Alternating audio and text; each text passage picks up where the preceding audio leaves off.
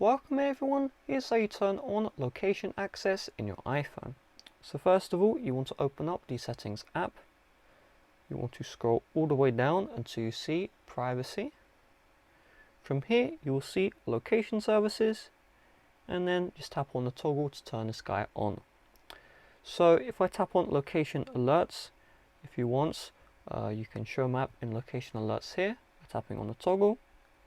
The most important part is you will see all of the apps installed in your iPhone, and if you want to change which apps can use location, tap on the app. You'll see allow location access, and you can choose whether or not you want your exact location to be shared or just your town, and you can choose whether or not location is on at all or off. The thing is, some applications will want location all the time, and if that's the case and you find that app, just make sure you turn that one off. With that being said, thanks for watching. See you guys later. Bye bye.